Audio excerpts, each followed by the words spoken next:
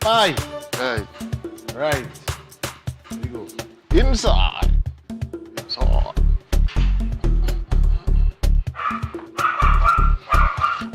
Right. Guys, ooh, peeking in. Yeah. Bring us stand from Now we go to stand. Right. Oh, good. Right. Let you go back in the go. next day. Let you go back in the next day. Oh, We're not good. VIP was inside. Right? So where's that now? Yeah, Where we boy. is? We really inside? What going on? Right, What going on? inside, you know. We inside now. The people supposed to be here anyway. All they here anyway. Yeah. I don't know. All they supposed know for supposed to be here. Supposed to be here. Oh, Oh, Lord, Gael family. 45:22. We are back. Oh, God. Tuesday night. Okay. Tuesday night. It's Tuesday night, and we are back. Yes. Oh, God. Dub team. Yeah, We boy, are pressure. back. We missing one. He's probably Yeah. on a flight back to Trinidad. I mean, man got international Come duty. from my yard. Man, come from my yard. Yeah. try something there, He try went something. abroad. I and have he it, come I have back. it, I He have might it. come Try back. something Him there. soon come. Yeah, He I soon try come. something there. Oh, Lord. Yeah. He soon come. Right. So Yeah. safe journey to Alan. You know. Yeah, You boy. know the. Yeah. So let me do a little music and thing in the background. We taking a little thing. Yeah, boy. You Them know? fellas jamming in the Yeah, neighborhood thing on that side, on that between. side. And... Yeah. That we talking Right, about. my Yeah. Right. They So we ridiculous. this is Yeah. season 4, episode 15. 15. The boys are back. We are back. The boys are Rubber back. dub The dub. boys are back. Hey, but serious, before you go further, man. we had to apologize. Well, not This man apologize, coming just really. now on the top. Yeah. Well, he ain't coming, but he coming back to Yeah, you go come. You might pass him because he living right there, so who knows? The man might get jet lag. With it, well, Might get jet lag. he just lagging all over. Yeah, you know. right true. We go deal with He get that. lagging. Yeah. Hey, Gael family, folks, we want to apologize. Well, not really an apology, but it is an apology. We had to take the month. Right, what just happened there? Why that pop up? Who's that? Sunlight Studios. Yes, no. What's up? I'm gonna figure out what's going on there. What's up? Nah, I feel I know what happened there. Yeah, that's self. So yeah. So as we had to take some time. Look, we getting a call already. Let me see who here. Let me see who we here. had, it was a real busy month. Rubber Dub inside. Eric and Alice, good evening. Pleasant. Good afternoon, my dear. to you, ma'am. Eric, I'm alive, you know. Yes. Most important. Most important. Happy to see all you do. Likewise, Yes. like good to hear you. Good to hear you. It's good to hear you. It's good to know you're alive and you're with us. Yeah, good to be back on the air. And the third man coming in just now from doing some do. He's somewhere there. Yeah, we flying in from Jamaica this evening, so we're not Yeah, sure. because last night I was asking of Firearms for you, Right. and he Okay. said Firearms will be back tonight. Yes. You always very missed.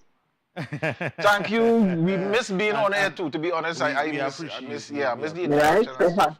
So I'm happy to see two men on our top and the third man coming just now.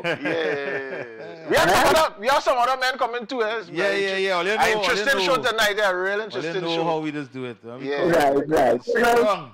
Well, we being ladies, you call it a bring the men. Nice man. All right? All right. So take care and welcome back. All right. Thank No you. problem. Thank you. Thank Thank you. All right. Bye-bye. Yeah. So we really needed. It had so much happening within the last month. I really don't think that we would have been probably just been canceling. Yeah, boy. So a lot still going on. Alan just messaged. He is actually still in Jamaica. Way. When he could do a WhatsApp know, call from Jamaica. If he could message, he could call. So let me take this one, man. Take this one. Rubber Dub, you're inside. I wonder if I've seen right, boy. I'm having a little problem with my eyesight, boy. Uncle, I'm a little- boy. Yeah, boy. I'm having a little. Yeah. Yeah, I eyesight ain't good. seeing man. right, boy. Yeah, eyesight It's good. working good still. Eyesight Working good. good. It working good? Yeah. All right, fellas. Well, nice, man. Welcome back. But I have one question before I go forward. Sure. Yeah. How long the show is tonight? Wait, Eric, how long is Well, tonight? I'm not sure if the new system Well, kicking because yet. I understand there is some changes. Yeah. So I want to verify if the show is 1 hour tonight or the normal 2 hours. No, well, as far as I know, I ain't think the 1 hour thing kick in yet. So until we get that specific information, we going for the 2 hours. We'll have to find out from Master Control. But I mean, all right. Well, wherever it is, yeah, we inside. I'm grateful. but you know I'm inside. Yeah.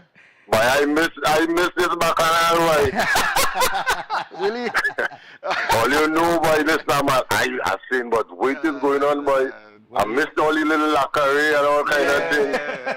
No, let me tell you. To be back inside, fellas, or I inside? Yeah. Folks, what's happening is this, some of you are aware. Now, all three of us have our own businesses.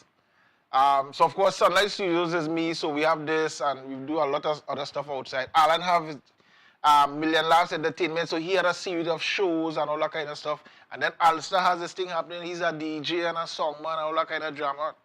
So, that last month was just a super busy month, and it didn't make sense. We on today, we off next week. We ain't sure what happening the following week because something might clash. And men might reach in late for this. We say that ain't making sense. Better we pause. So when we come back with a proper show, you know, good content as usual and that kind of stuff. So that was basically it. All right. So we do want to say thanks to those of you who called and who text and who was inquiring where them fellas and when are they coming back. And we got all the messages. We got all the messages. So. It was encouraging. It was encouraging. Yeah, it was really nice. But we here, guys, we ain't going nowhere. Yeah, we ain't going nowhere, but we might take a little pause now and then, but we ain't going nowhere. Nah, but we have to do something very important at this juncture. Most important. Right? Let me just say good evening to Susanna Jofield. Right? I seen a call coming in. So before we take this call quick, make it quick. I forget to do something. Rubber Dub inside. Rubber Dub, my creative. Clayton! How are you, sir? I'm fine. How you doing? Nice one. Nice. See, somebody missing in action. Yeah. Well, I hope he remembers that it have people in the wings, you know. Well, there's only one. It only takes a call. So how y'all doing? I mean, it's nice that y'all are back home. It's nice to see y'all. You bring a different taste to the program, and a lot of us look forward to it. Yes. Thank you. Wonderful. Well, you just on, you know, so and then you have everybody, so the entire family. Yeah. All of the islands and New York and England and wherever they are. Yeah, man. Yeah. And we are looking forward to a nice program, guys. You will love tonight. You're going to love tonight. You will love tonight. Yeah, I will. I know. We won't spill the beans as yet, but I'm looking forward to a wonderful show. Nice, wonderful, man. Wonderful. Nice. Right, so I was saying, thanks, Clayton. So I was saying we had to do something very important. It would be remiss of us not to do this. So, Eric, when you're ready, take away. Let's go, the anthem. Hey guys, so this is the actual recording, Culture Don't Close Down, Culture Don't Fall Up, written by Mr. Ronald Ford and sang by yours truly.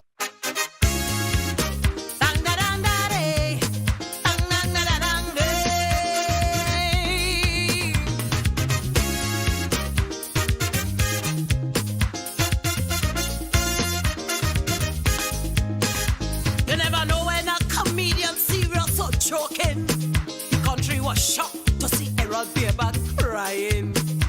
People thought he was filming a new TV episode. We cultural archives was heading in a dark hole. How we value the works of those who contribute. For my cultural expression, money can't substitute. The images will remain embedded on my mind. And for my culture, I'm reflecting all the time. Culture don't close down, culture don't fall out. It's a continuum between generations. Culture don't close down, culture don't fall out. That is how we just pass on tradition. To protect the archives of my people's expression.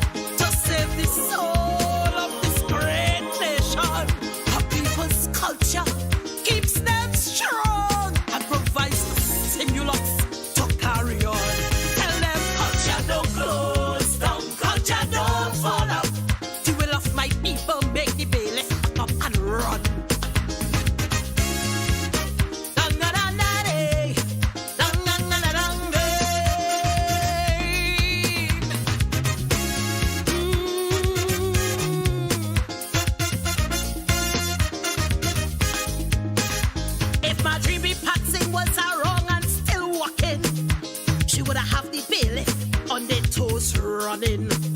Just a would I hit them licks in one of the episodes. Gonna send Rose with a ring she better get them blows. Thanks to the generosity of the people of TNT. They say the cultural works of my country. Basse Henville must be feeling so proud of we for protecting and saving Gaia TV. Culture don't close down, culture don't fall out. For a few dollars you can't tell culture close up shop. Culture don't close down, culture don't fall out. It's Western TV, you want me cheer on to watch. What's wrong with seeing people on TV looking like me? You culturize my children with Bert and Ernie. And people's culture can only be about money. Seeing yourself on TV brings a different energy. Culture don't close down, culture don't fall out. Philomena would have beat them with you bucket and mop. Lang, lang, na, na, lang, day.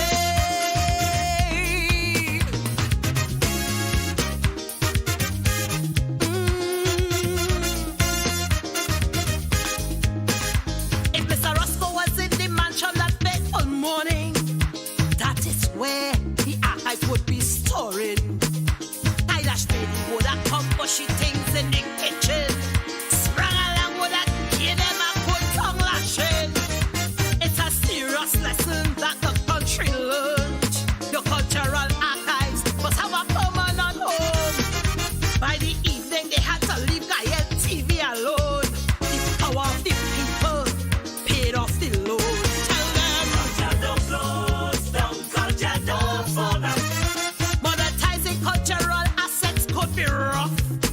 Culture don't close down, culture don't fall out. Tell them financiers never, never all we bluff. It's not easy to foreclose on a people's legacy. To trade their heritage for some small money. Cultural contributors must be turning in their grave as they tried to block the path that they paved. Tell them culture don't close down, culture don't fall out. Monetizing cultural assets could be tough. Dang na dang na day, dang dang na na dang day.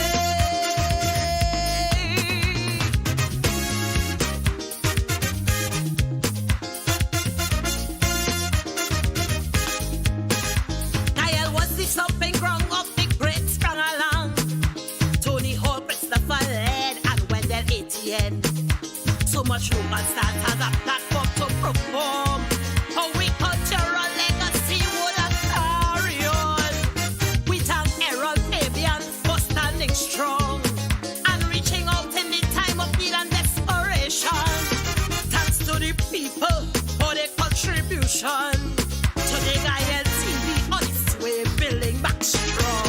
Culture don't close down, culture don't fall out. Gaia TV on its way back to the top. Tell them culture don't close down, culture don't fall out. Culture could only stumble, but it will never flop. From the Ganges and the Niles emerged chutney. Calypso evolved from the brutality of slavery. The Spanish influence carang for all and we. And the English Privy Council is still with we. Culture don't close down, culture don't fall out. Displacing the archives is a recipe for this unity. Culture don't close down, culture don't fall out. Dang dang na na dang day. Hey hey, where you going with that? Culture don't fall out. You, hey, I pay the money. We pay we money.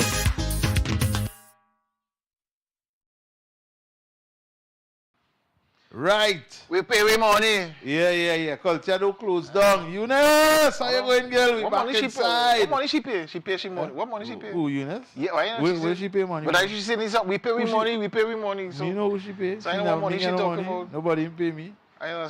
I get some water here from, Right, this week, from the gentleman that here. Nicely done. You know, and that's all. I'm gonna make sure my hand cover. Anyway. Nice. Yeah. The If- gentlemen or the people that see the her. owners of this, make as if all you want me to move my hand from this position, or you know what to do. The people Call we. here. We go talk, and then I'm looking for. fix that. Don't call him. Don't call him. I'm looking for a video here. Don't call him. What are you looking for? I just have a nice video to think, a nice little introduction with them. And the water is tastes good. I forget to load it up earlier, so I think I'll kill it. Yeah, boy, kill it. Hey, so what happened? All over it, right? Call we now. Barbados, St. Lucia. Let me see, which is All you know how we have which is boy? Tortola, North Carolina, Detroit, Australia, Germany, yeah, boy, England, Canada. Oh God. Uncle Roy, we're saying Anthony Roy. Hey, Anthony have a big event coming up. We had to pull him in. We've been chatting back and forth a little bit. We had to get some Anthony information. on the show. Nah, he have a big training program, a scouting program, I should say, coming off down here. Yeah, later on this year. So we had to bring him on. Anthony, if you're watching, you could jump in and you know we just do the thing. Yeah, jump in and do a little link we up now, man. But we had to bring him on to talk about it. I like what Anthony doing in that he is very youth focused. Yeah. In his drive. He ain't looking at whoever out there. Yeah. Or they don't know out there. Yeah. Or they big already. money, making the money. Who think that is a business? You out there already, you get a chance. Let me send some love to Harriet. Making room for new people. Harriet Jeremiah. I like that. She's saying it's good to see the men in the tub. We're not in the tub. Oh gosh, why people want to put me in the tub? Hey, Harriet, you get in trouble. Let me shout out my boy DJ Roughcut International from that's my colleague at Mo 104.7 FM. Okay. Oh, cool. Roughcut. Tomorrow night you go deal with them. Don't worry, be inside. So guys, well, we have a very interesting show tonight. Something I'm sure plenty of you wonder about. Getting involved if you could, and if you could, how you would, how you would, what you're going to do when you do. Right? So, Eric, many people know what's going on. You ready? Or you All right, EJ, again, the titles coming up? Hey, what going on there, man? Harriet laughing. Harriet, we ain't no tub girl, we and that tub. Yeah, but I seen it here too. Just now, Yeah. Just now. So, as we fixing that there, we trying to... I'm trying to get my comments. Let me send some love to to my wife Nikki, always locked on the kids, always my son. Why you sit down right in front of the TV. You see daddy on TV. I say, all right, brother. Gael, the family. Yeah. Uncle Errol. What you think, boy? Jeline. You know the Gael family. It's always good to be back. Gael nights. You know, after I'll search for my jersey, all kind of thing too. All right, folks, I'm not sure what's happening with my comments tonight, but we will try to follow. That's out, man. Have it here. We'll try to follow on the device. It's coming in good speed. Man, so. Those of you who on YouTube, you know the usual thing. But feel free to call in as usual, right? And yeah, call us. The number. To the top. Look at on top. Look at right there. Yeah, look at right there. Yeah, right there. Right. That's cool. Let me see. And you could call WhatsApp or you could call direct. Call the number direct. So we have two very interesting gentlemen coming to that, but before they actually come, they don't know that I'm going to do this. But that is a Wayne Wood. But thanks, we are back. Thanks. Those of you who saw the promo earlier this week, you know we talking pow talk thing, right? Say pow. Pow. But again, it's a pishing. Yeah, pishing, wang. But you know, it has some legalities that we need to observe. You gotta say it like gun talk. Gun talk. It has some legalities we need to be aware of. And not only that, even when you buy the thing legally and you organize a business, you still need to know some do's, some don'ts, some whys, some why nots for proper operation, proper upkeep, etc. It's not just, well, I have a gun now and ain't that. That powerful. How Uncle Ben said. I like Putin. How Uncle Ben said about responsibility. With great power. Thank you. Great responsibility. So if that is something of power, then that carries a certain amount of responsibility. And something about that. Yeah. Is make you feel a certain way. No, it's a fact. I tell you, at that times, I mean, you all would know. I would have been a part of the, the Ministry of National Security. I telling you. 3 o'clock in the morning, you walking outside, boom. No, you hear something shake, or you walking outside like you ain't studying. If it's 5, 10, 15, 20.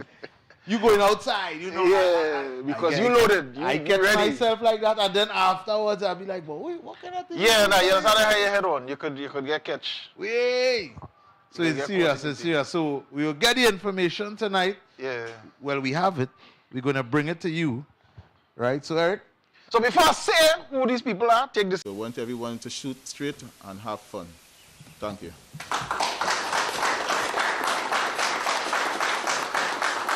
My name is Brian Carute.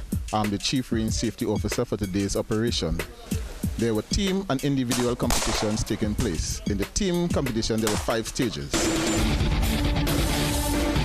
The first stage was the maze, where one officer was blindfolded and being guided through by his colleague. The whole idea of the competition, that stage, was to have officers communicate, giving instructions and taking. It ended with a course of fire where they had to engage 3 targets while seated.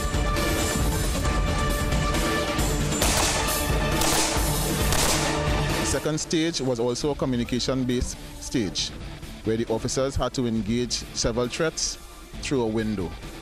They had to communicate to each other via using wireless sets. The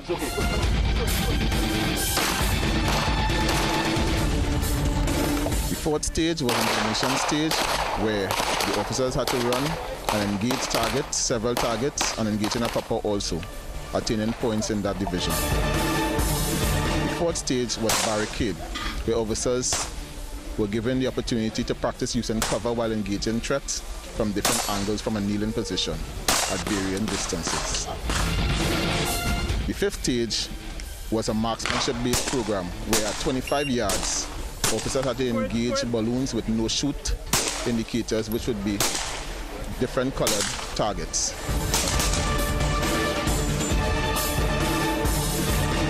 In the individual, we had a scenario where there was an officer injured and he was down. His colleague had to drag him to cover while engaging several threats, pulling him to cover under fire. Second stage, from a sitting position, the officer had to get up without using his hands, with a 20-pound weight on his back, engaging several targets at varying distances. This was done to have the officers recognize that their fitness levels as law enforcement officers needed to be enhanced.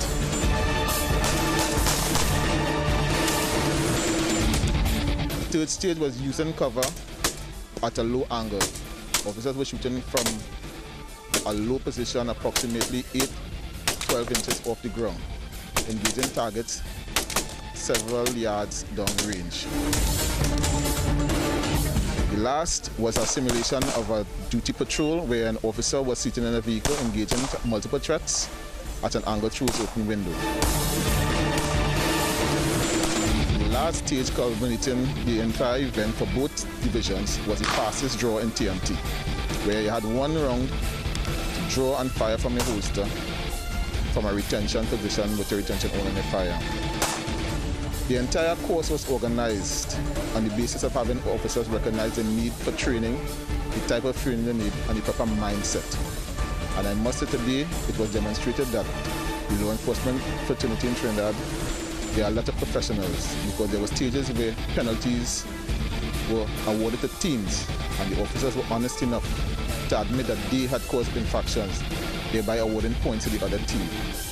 And that in itself made the whole exercise a success, where the professionalism, the honesty, and the character of officers were tested today. And I must say, the camaraderie that we want to develop, we are seeing it growing. So again, I just want to thank all the competitors, spectators, the special guests who were here today. Thank everyone for coming out and making today a success. And as I said, may the best man or woman win.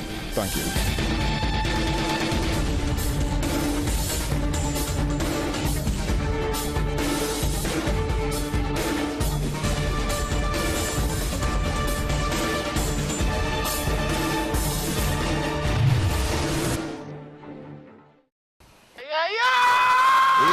I have to say, in this training is very important. Hats off to the organizers. Yeah. May the best man or woman. Understand. Ladies and gentlemen, please welcome to the floor. Drum roll. We have with us the President and the chief training officer.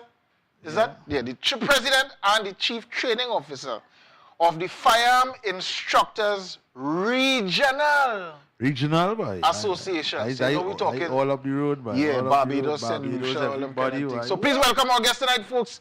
We are Andrew Williams and royalty. Mr. Brian Carruth. Yeah, man. These gentlemen are very disciplined. Yeah, Alan, I hope you're watching. Alan, you're watching? Man, bring thing for the tub and man respect the tub and all kind of thing, right? Yeah. Gentlemen, all the way. A pleasant night. Like, we have a way with us. Welcome. Yeah, get the Yeah, we just do the thing nice.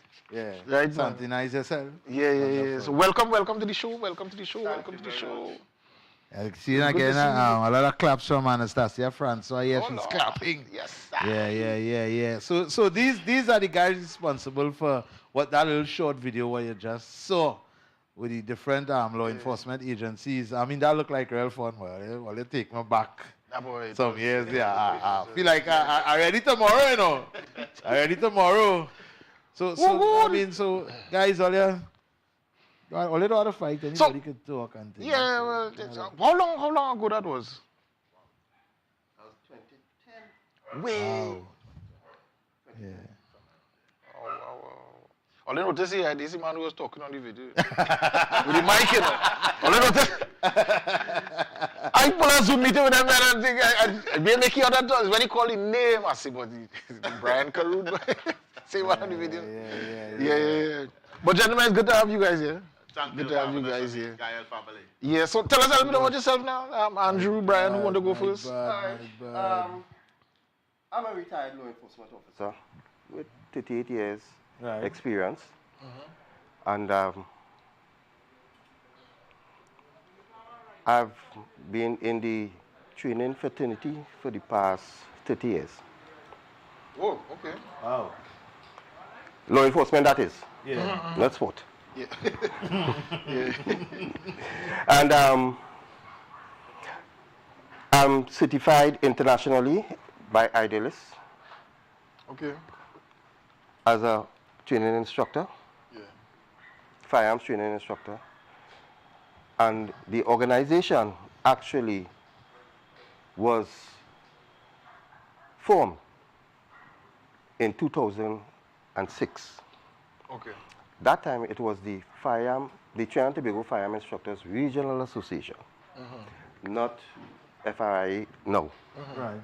And from then to now, from 2006 to 2018, we realized that we had our law enforcement counterparts from up the islands.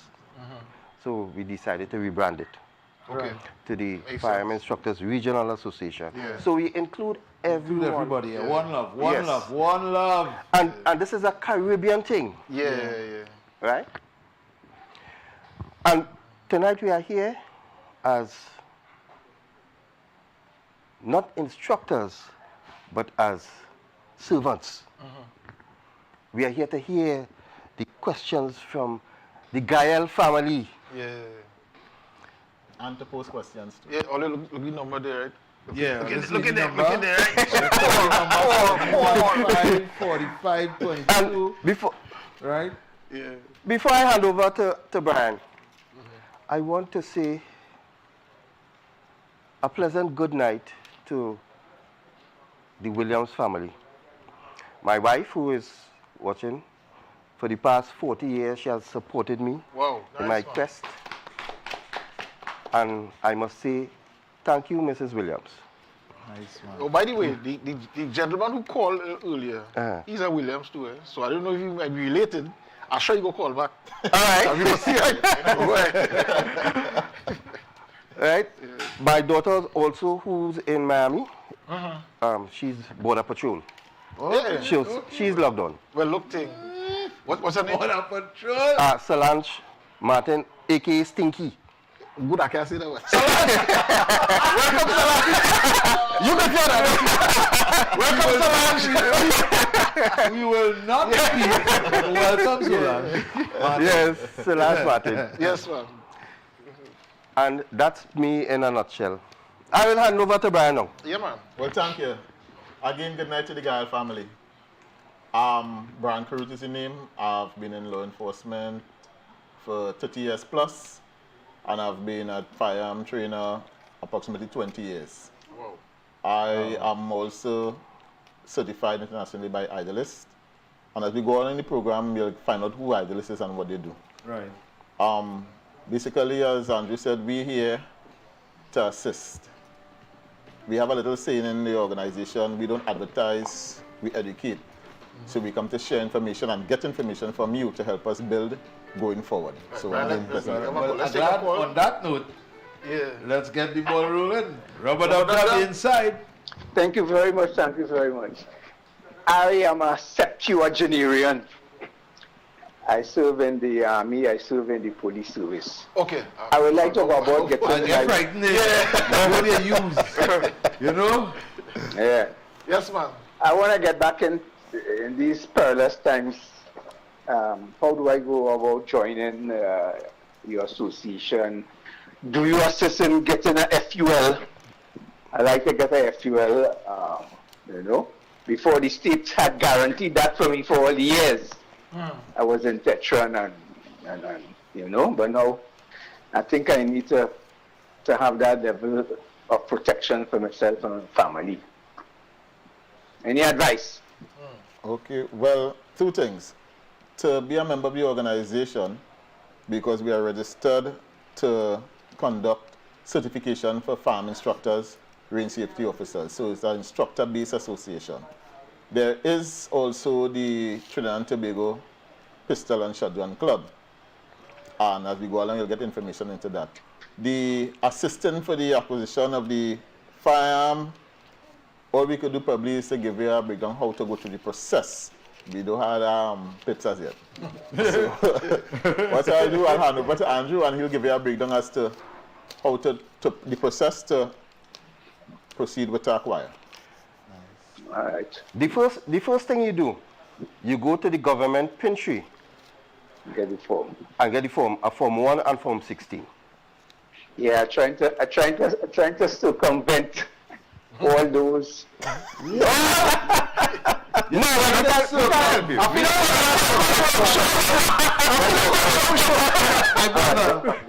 My brother, this is national TV. Just not. You cannot circumvent. Just a minute. Or you said. You're getting excited you're getting too excited. When I say circumvent, I just mean circumvent in the sense of expediting the process.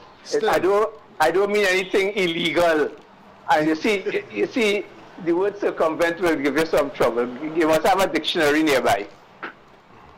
Well, hear what? I hear you, right?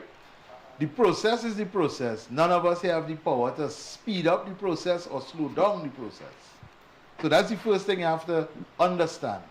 So when you say circumvent, if you see somebody circumvent on the highway, right? If it have another meaning, then you need to clarify that. But these gentlemen can tell you maybe how to go about. That's why he started with the form.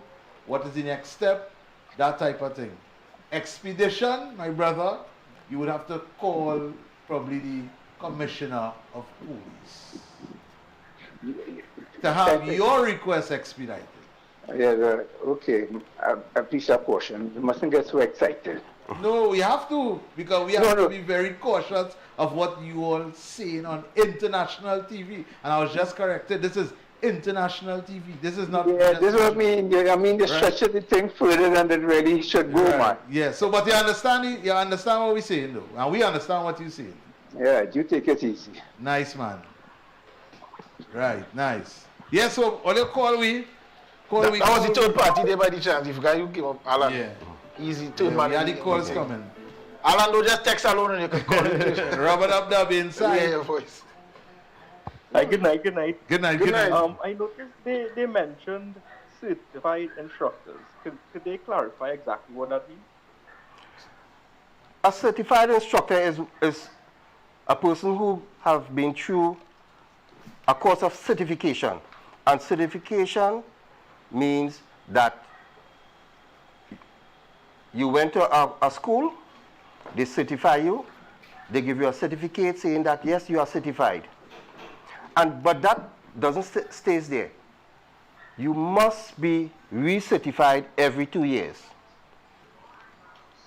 So when you go to an instructor for training, the first thing you should do is inquire from that instructor their credentials. It might be in a form of an ID or a certificate. That is certification. Caller? Yeah, so I've personally been trying to get trained myself, and I noticed there's a lot of misinformation around what you tried to explain there. Some people say they are accredited, some people say they're certified. What is the distinction there? Right. An organization is accredited. An individual is certified by the organization. Okay.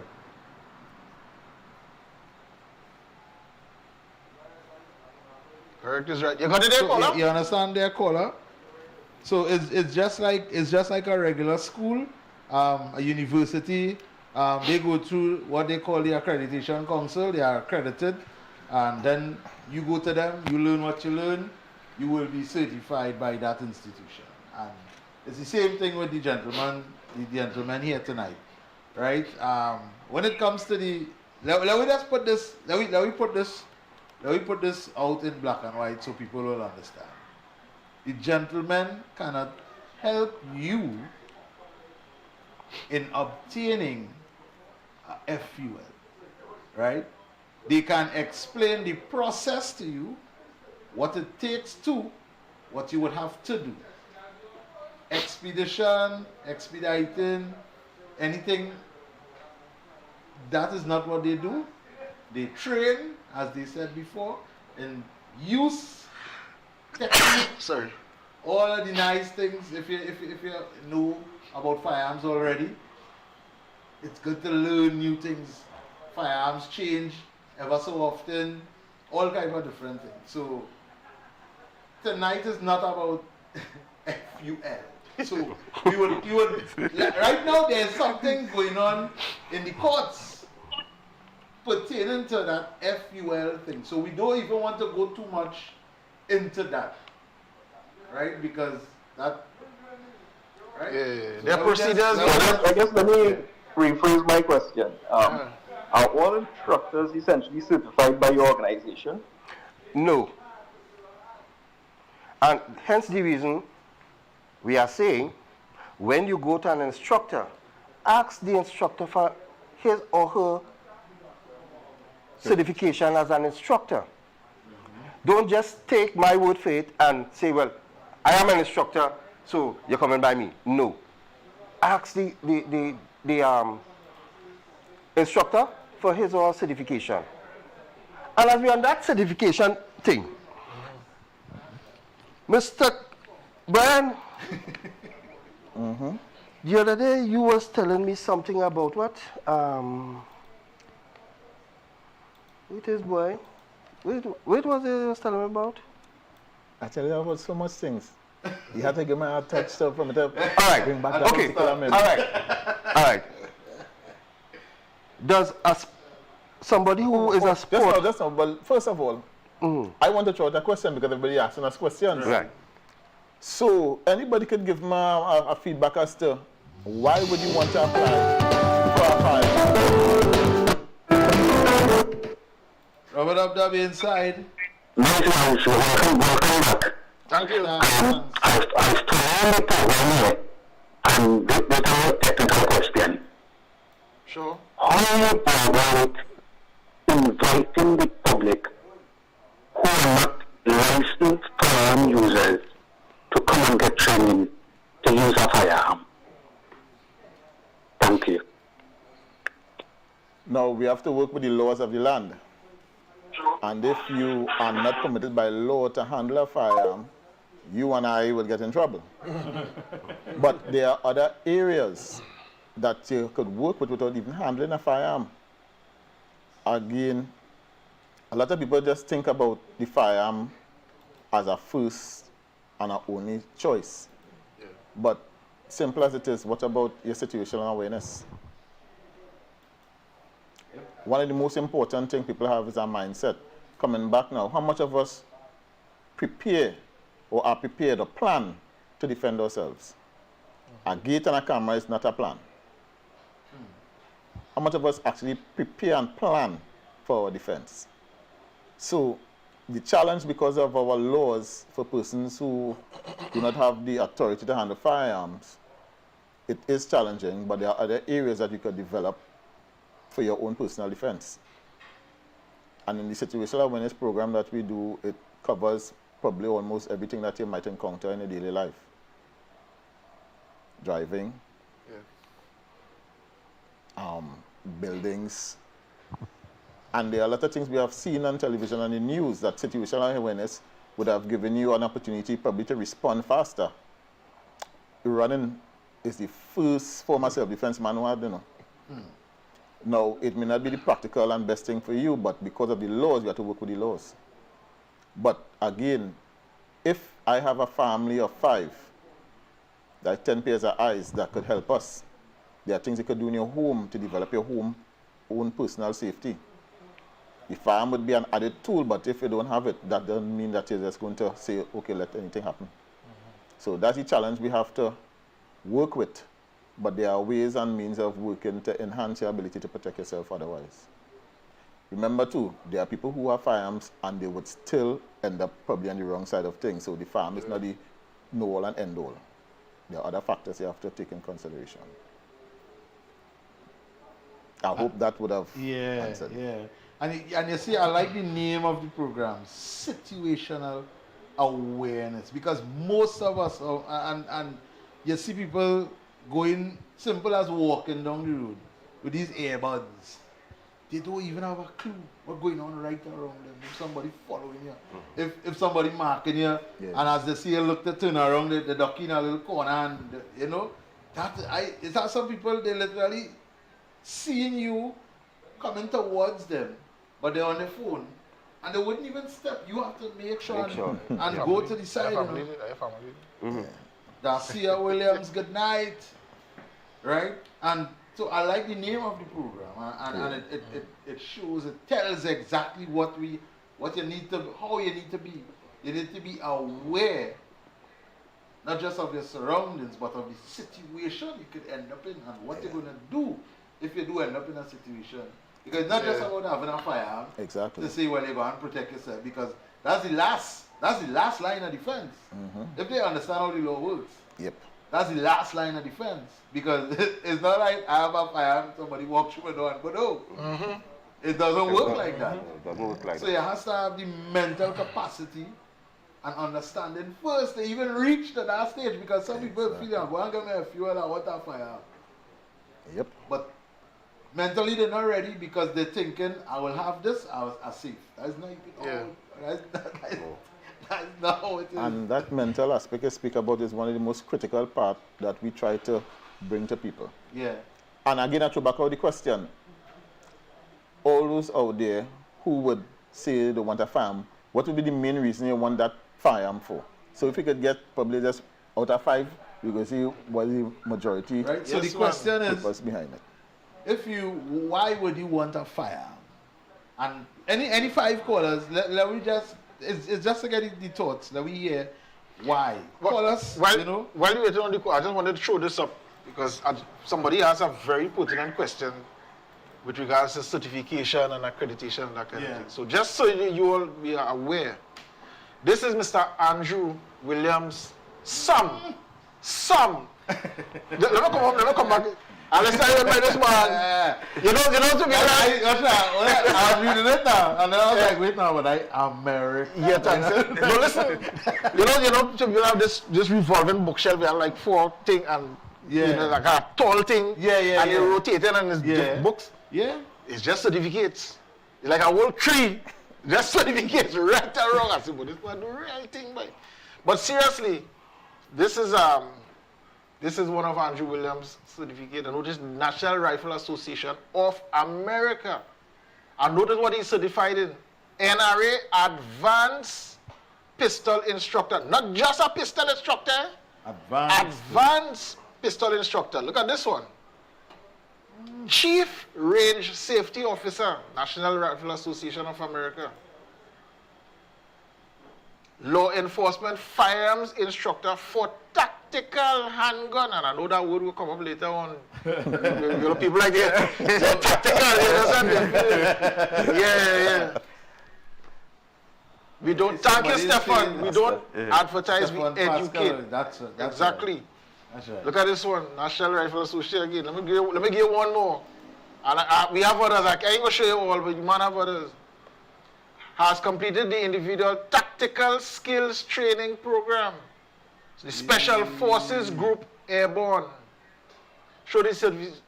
I'll show this certification. Right, yeah. So large. You can't call it by the other name, but I yeah, we will leave that for that. Yeah. We can't do that, right? You understand? Completed the individual tactical skills training program. Wow. Look at it, 1997. So the man qualified long time. Yeah. Special Forces Airborne. So in other words, they're no jokey people. We have sit down here. So you don't have to wonder. So what kind of people them fellas bring? I ain't gonna show you Mr. Karuto because a little ball. But I was just thinking a tease so you will understand what's happening. No, but I wanted to say something with the certification thing, and this is something that I found out by chance, I would say, but I actually saw it. I went to sign up to do a course, nothing like this. I'm a sound engineer too. So I went to sign up to do a sound engineering course, and the girl, the registrar who was there, you know, who's also a very qualified sound engineer, started to ask me some questions, you know, so why I want the course, and, you know. And we started to talk, and I tell her what I used to do, and things. So, why are you coming to do this course again? I said, well, you know, I need the certification. People just want to see the little paper. Yeah. She said, Mr. Alvarez, you don't need this. You beyond this class. And she explained this to me, I'll never forget it. She said, you know what people look for in this certificate? It's not the school, you know. It's the signature of the instructor. They want to know who trained you. Yeah. The school anybody could pop a school.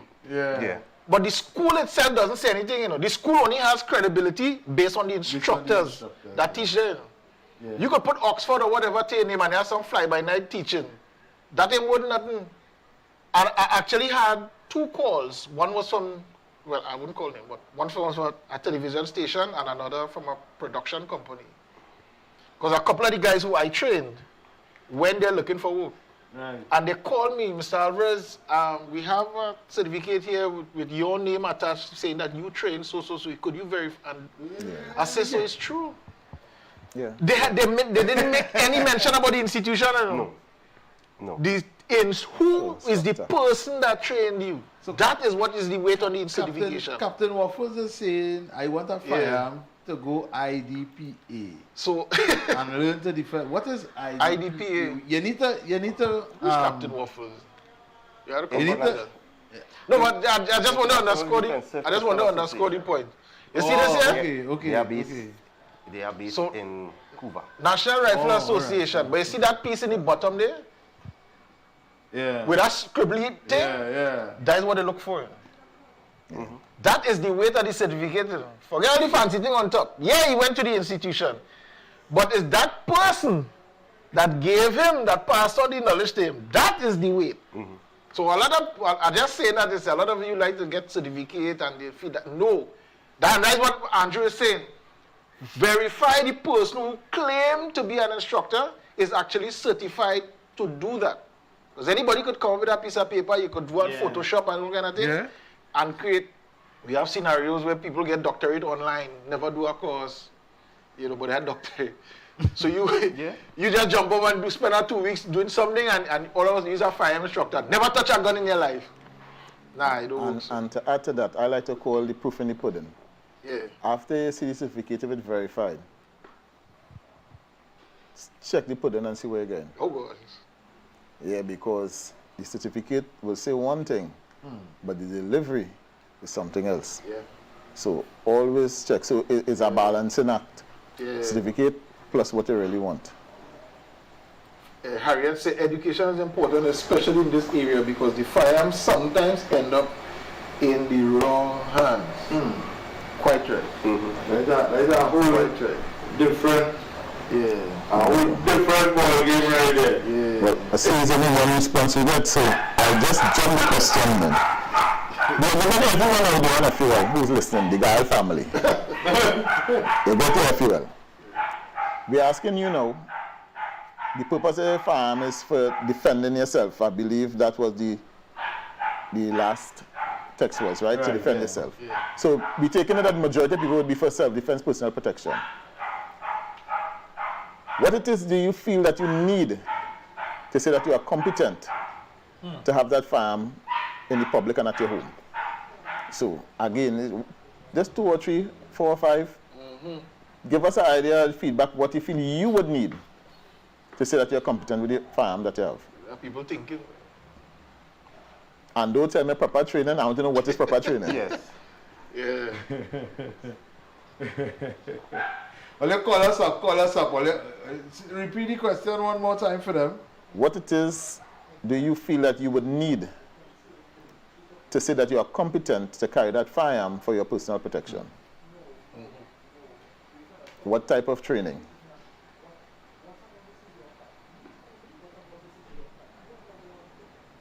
I thought they said the Guile family just be... Yeah, boy. Like they're taking education. They're in school. They're thinking. They're thinking. Help me that. They're thinking. Uncle Willie, where? Uncle William, Clayton, call back. Brian, Coco Village, call in there. Let me hear. How everybody quiet? Nobody real quiet today.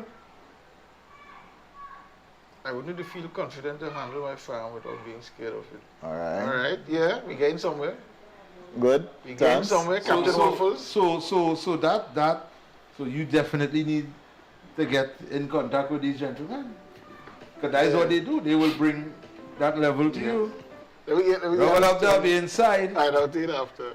Yeah, I'm inside. Can you repeat the question, please? What type of training or what would the elements of your training that you would need to say that you are competent with the farm that you got for your personal protection? Well, I think the first thing needs to be his mental, the individual ability to use the firearm when it's necessary. You know that because some of us, when you have in possession of a firearm, you tell yourself that you can use it at any whims and fancy. So I think the mental comes first, that mental training to know when to use it. You would use it as a sport, as the instructor would. That's why you need to go to a school. You need to know when and how to use it. There are some folks out there use firearms and at point blank range they miss. So therefore, I think that I would agree with your two instructors there tonight. I think it's very important that they pass on the message because not everybody should be able or allowed to have a FUL. You know? And I'm glad to know that they are that qualified. And it's not only because it's foreign that is very good, but these are local men who would have had local training also. So I think that the training abroad would have been just some sort of supplementary training because they seem as though they were, part of the military or police. I had opportunities to have an appeal and I always refuse it. I don't think that there's a need for me to have an appeal. I go to all different parts of Trinidad and Tobago. I feel safe, you know. I've seen and used all different types of firearms in my life. Seen and used them, you know, and firearm is nothing to me. I'm not afraid of it, and but it's a wonderful program, and I hope I would have answered the question and could go on further but I would allow somebody else from the Gael family to call in. Yeah. That's Clayton. Let me just tell us one last thing. Yeah. The former commissioner of police was advertising and asking women to come and apply for the FUL, and he saw it as a plus or an asset to his fighting crime if these women and them had the FUL and he had a firearm. But I know recently in Tobago at Cooper Spirit Union where it was a female guard who was overpowered and they took a firearm. I'm not saying that the women are not competent enough, you know. But I strongly believe that anybody interested in having a QL, they go to the school and taught and certified by these wonderful instructors. Guys, wonderful program as usual. You'll have a good night. Thank you. Thank you. The point I made is one of the most valid points, the mindset. Now, you spoke on one side of the mindset, being able to defend yourself. How much of us who want firearm, because I give everybody their fuel application form that have been approved, have the mindset because probably of your morals, your religious background or whatever, have the mindset and capability to take a life and live with it afterwards. In your defense, because the firearm is for personal protection, you have several layers of protection, you know. You have the physical protection when the actual incidents take place. Then you have that psychological and emotional factor you have to deal with. Not everybody has the same mindset. Everyone is different. Yep. Let's take this call. Robert Abdabi inside. Yeah, good night. Firstly, I would like to say that I want to commend the instructors and especially how humble they are in educating people. Right? And the question is, if there are programs that if a fuel holder was involved in a shooting after the fact, if that counseling film or some sort of psychologist to deal with it, or the trauma that he would have experienced in discharging the fire. Much less for God forbid he take a life. Thank you. Yeah. And I saw somebody just put up something about treating with the legalities after the fact. So it ties in. All that would be in the program. We do not have a psychologist attached to, but during the program, we'll make you aware of what we call the mental events and what you may go through in a situation. So there would be persons out in the broader spectrum of society who would deal with those things specifically, but we just enlighten you that the possibility exists that you will suffer from some sort of emotional trauma. And part of the question you ask about the legal aspect of it, first of all, we'll teach you not to use that word in the incorrect context, which is a weapon. Nobody going to give you a weapon. They get a firearm or a gun.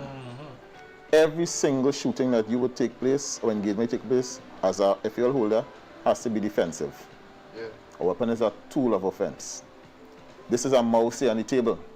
If I take it and strike Alvarez with it and go before the court, it becomes a weapon. So you have a firearm or a gun. You have no weapon. So we start off with that, the mindset. From the time you start to build your foundation and being defensive, and talking about the hesitation, if something happens, you will have the foundation core to know these are the elements that are necessary for me to provide that level of force to defend myself and justify it in a court. You take this one here. Robert Abdabi inside. Yeah, but I'm curious to find out some of these gentlemen. Recently, both the Coast Guard and the police have been brought into, well, let's say, disrepute by the indiscriminate use of firearms. As a matter of fact, speaking about the Commissioner of Police wanting more women without going much further, a woman is involved in that last killing of PC Jerks. Now, what advice you could give to the police in terms of their mindset? And, it looked like the civilians might be more competent in discharging of firearms than the people trained. So I would like to find out what advice, without you having to feel fearful of the matter being sub judice and this and that, what is going wrong with these trained army and police personnel that results in a kind of outrage in Trinidad and Tobago with these kind of shootings? I listen to you. Thanks, man. Well, first of all, let me just say that I personally don't have all the facts regarding that incident I spoke about to come to a judgment. And it is sub-judiciary. You did use the correct word, so we will not be speaking about that. but just before the guys answer, I think in my personal opinion and understanding, unless you have walked in the shoe of any member of the national security services of this country, we need to not just jump at and try to discredit until we have all the facts. And it's the same, that's what Brian was alluding to, right? Because situational awareness comes into play right there, the situation you're in and what you're going to do. So we're on track. No. The reason why military and law enforcement might be more or less in the news is because they are the guardians of society. They would do things that John public would not do. And then we are only human. Right? We are only human. So, before we try to castrate the men and women in blue, I think we should walk in their shoes just for a day. Yeah. Just for one day. And see what they see. And then you could tell me. So now I just wish we had a system where we could recreate those scenarios, and everybody who have a complaint, put them in it and see how they would react. Well, they would have. That is some of the things we do in yeah, our some of the organization. things we do. Right. You see? Yeah. So I mean, I know that, Yeah. but I mean like in a legal perspective. Because put you in it. Okay, you find the police shouldn't. Yeah. You know, should I shoot the man in the leg? But you try it. Let me see you doing that. Yes. And the question about the females being armed, there's nothing wrong with it, as long as people get the proper training. Because there are females in the military, there are females in the prison service, there are females in the police service, customs, immigration, all branches of the umbrella national security or persons in protective services. Lots of females. So it's just the training. And the question is, are you getting the proper training? Someone asked a question, is the Trinidad and Tobago Police Service a certifying body? A certifying body. How to answer that?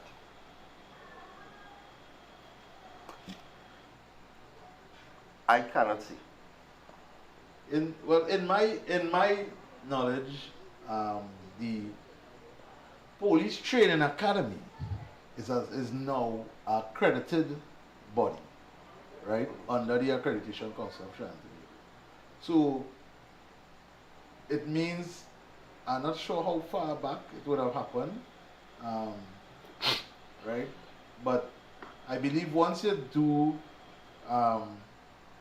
whatever training there, law, because they do a little bit of law, they do a little bit of everything for what you need to come out there. And I believe there is a level of certification. The level, how high it goes, I cannot see. I don't know if there's an areas covered. And the areas covered, I can't see. But I know in recent time, that was a big thing because they were pushing for that for years to get the police academy accredited and you know, so to answer that question, as I say, they do multiple things. So what you can do is check and see what areas the accreditation council would accredit you in. Yeah. And then you know the areas that. So to add to it, so the idea is, just for clarity, as part of your all-round training, you'll get a certificate saying that you've been trained in this, in that, use of firearms, etc. But it's not like you could go to the police service just to get certified for a firearm. Right. You know, it's not like that. Just for clarity. And there's a lot of people have to understand about being in the military and the paramilitary, right?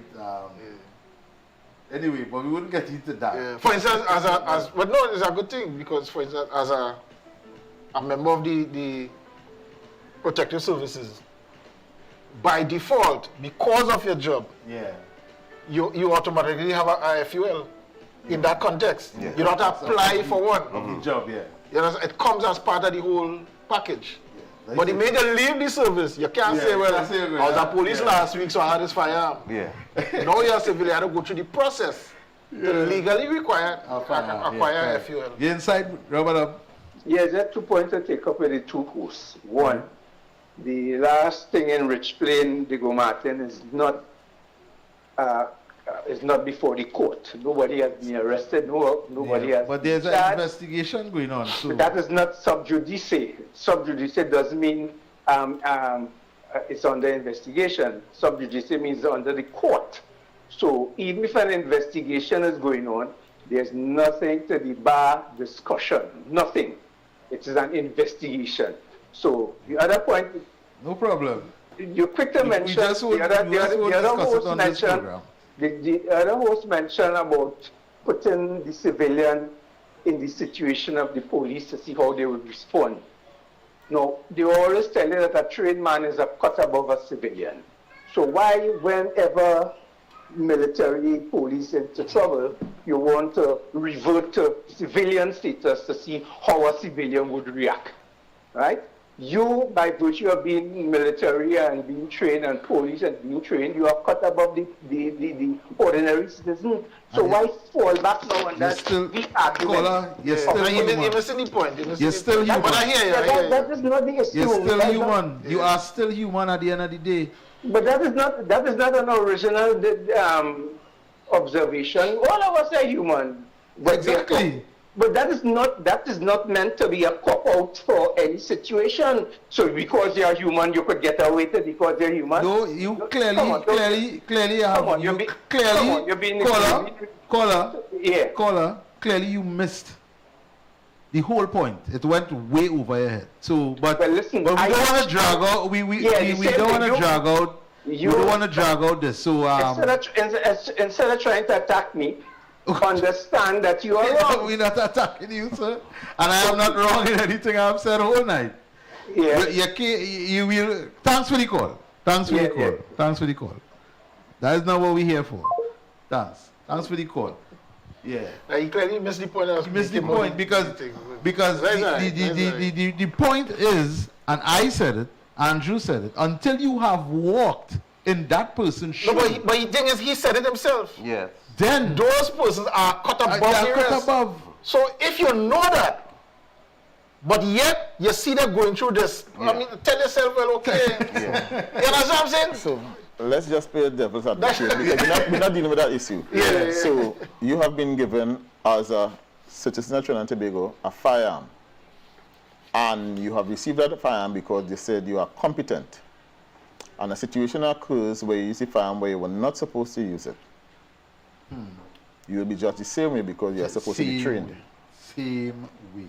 But the question is, what kind of training did you get? So that's why I asked the question, the purpose of a firearm and what kind of training do you expect to get? You'll say good training, but what is good training? The persons who want to acquire a firearm or who have acquired a firearm, do you understand use of force? Do you know what kind of clothing you're supposed to wear? Do you understand justifying your force after you? Because you do the wrong thing, you could do the right thing and say the wrong thing. Yeah. So when we ask the question about what it is you're saying you did or would want to do to say that you are competent with the firearm, that's the feedback we were looking for, and it will come to the same point the gentleman was making before about the incident that took place. Yeah. We just switch it now, take off the uniform, because everyone has a firearm now, and the same liability will be brought to you. It would have no difference between. So you have it, you're trained. The only reason you get it is the training. That governs it comes down to the act. So probably training and the act and the mindset. I want to read two responses here from viewers. One, Harriet German said education is important. No, not that one. Sorry. Adia, yeah. Need to know how to handle the firearm in a tense situation, how to use it, where to store it, the legal aspects of owning one. Lots of Wayne G. Harewood, a good mental attitude is paramount to owning a firearm. There should be a mental evaluation process. I like that. There is. There is. Yeah. You have to do it psychometric. Nice. You know what's the funny thing? Speaking from experience, right? This is me speaking from experience now. There was a time while I was out there working in the same agency, and I am telling you, came out of a vehicle, caller will answer you just now, right? And observing a situation, and then it just went off. Ba, ba, ba, ba, ba, ba, ba. From 0 to 100. From 0 to 100. You know, I froze, literally froze. Yeah. Yes, it would happen. So with all the training that I would have got, at that moment, it had nothing to do with training. If I was a cut above the rest, that is the situation. So that is when I had to start thinking about the training. And that's what people doesn't understand. Yeah. That's where the training is coming. So in my state of frozenness, I was like, because you don't know where, who, how, why, and when it happens. So I cannot put myself in that situation and wonder what these officers went through in that particular situation. We can't do that. And the thing with training, if you go to, let's say you go to a program, I get a whole 6 months in a program. Yeah. And for 2 hours every day, you're doing a particular drill. And when you finish that 2 hours drill, so we are doing this for the 2 hours. And then for the next 9 hours, you're doing this. So we feel you're training yourself to do not this. Yeah. So how consistent are we in our training? You train this week, next week you do nothing, week after, and then a month pass, and then a year. But you trained last year.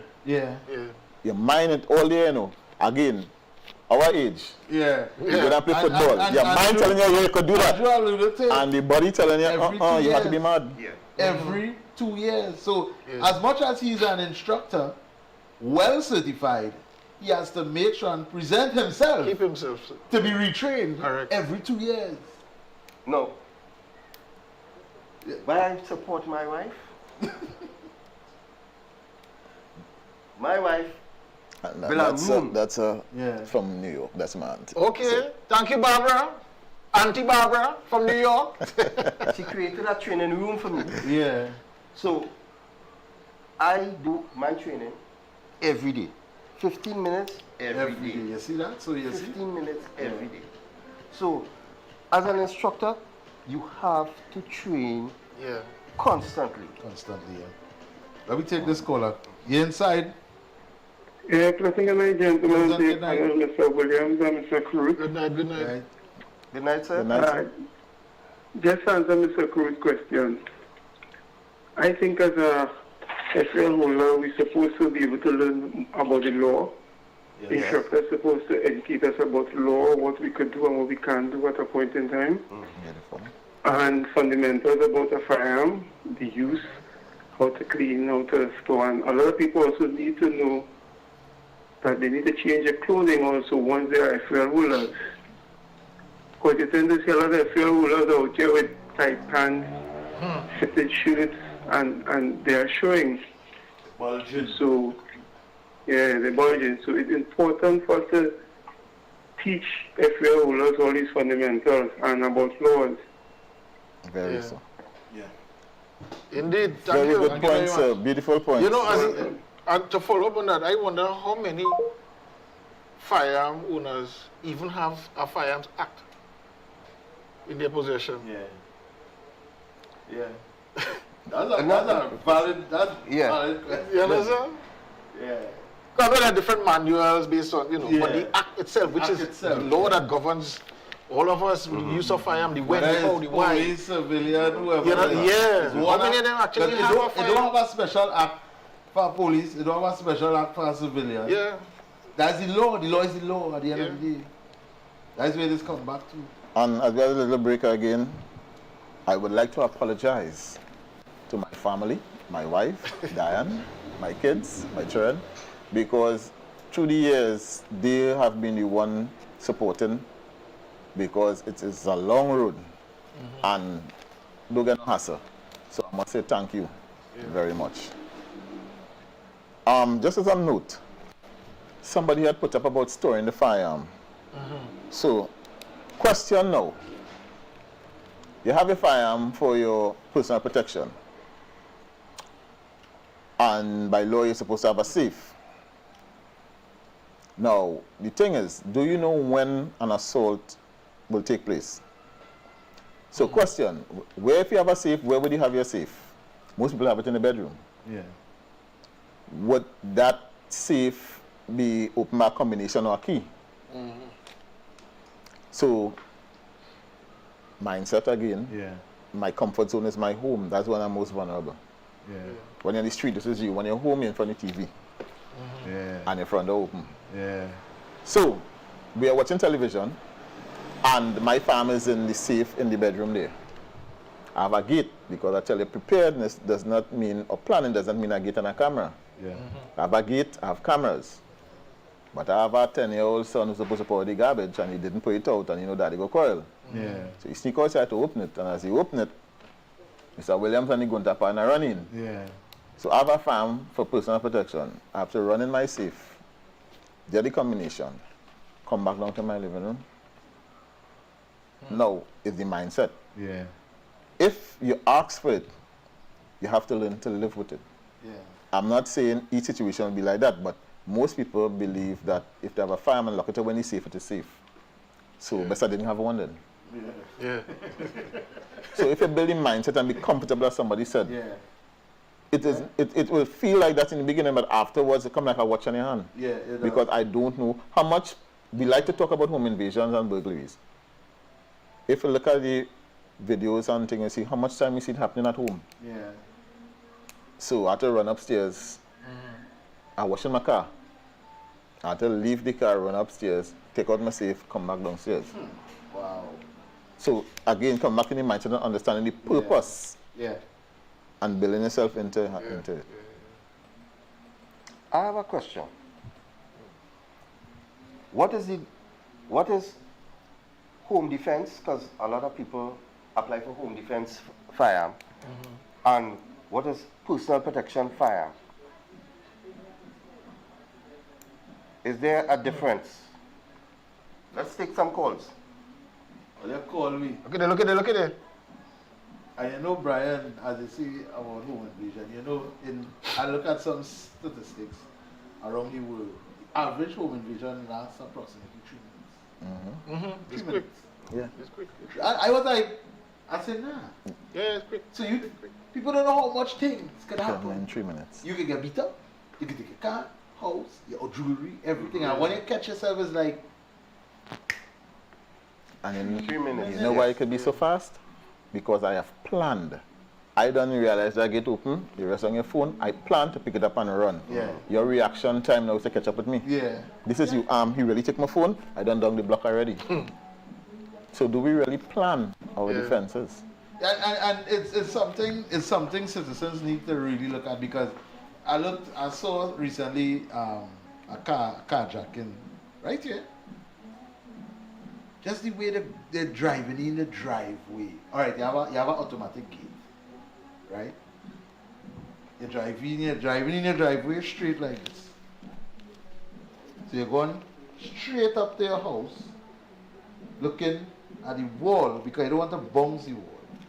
While you're doing that, time you will do so, and you look.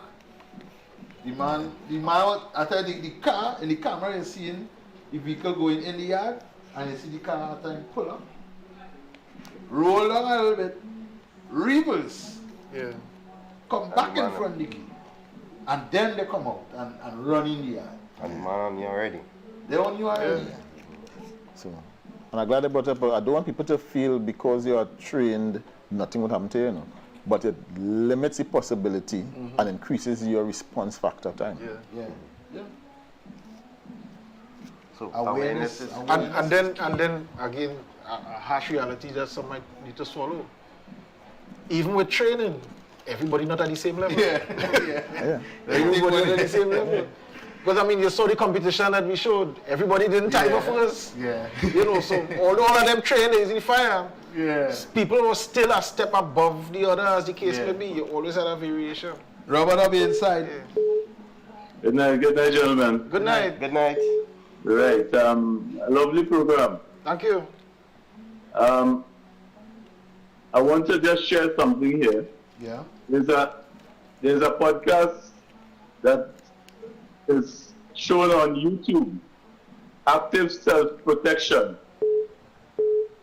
And I'm just putting it out there for people at home. You're home in your house, and you know things can happen. But if you look at that program, they highlight a lot of situations from all over the world. Right. And they talk about the same thing that Mr. Williams was talking about just now: situational awareness and transitional spaces. How things could happen quickly. Because you always catch the victims off guard. Yeah. So I just want to highlight that program on YouTube. It highlights a lot of situations that we could find ourselves in. What's the name of the program again? Active Self-Protection. Active Self-Protection. Thank you. Thanks, man. That is one of the few things on YouTube I recommend people to watch. Very educational. Yeah, very, very educational. Active Self-Protection. I think it's John something. John Korea. Right. Very good. Check it out. Active Self-Protection by John Korea. Good information. Nice. I'll check it out now. Nice. Let's call and I mean, we don't have to ask about. Let's call the gentlemen, ask them what they do and how they can get involved with that. I remember. The amount of thing we plan to talk and we even start the talk. Inside. Good night, Robert. Good night. Yeah, inside. I'm calling for the program going on now in Gary. Yes, sir. Yeah, this is it. On the right program? Yes. But I want to talk to one of these four men here. Right. Hello? Yes, go ahead. We hear you. Go ahead. Hello, good night. Good night. We are hearing your caller. You have to listen to us on the phone and not the TV.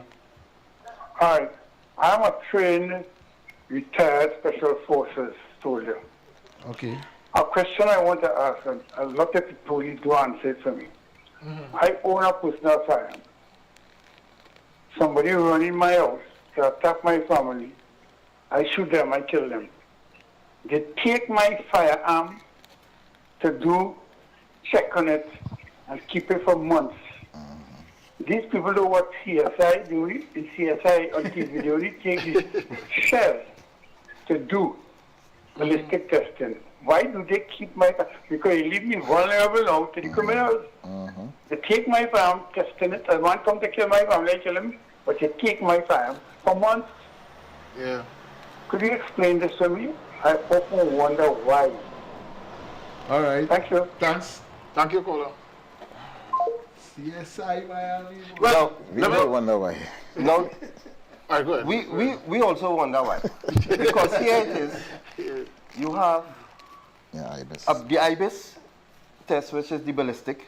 When you purchase a firearm, your firearm is sent to, you go to the forensic, take it a ballistic testing. Correct. That, now, if I say I shot the person,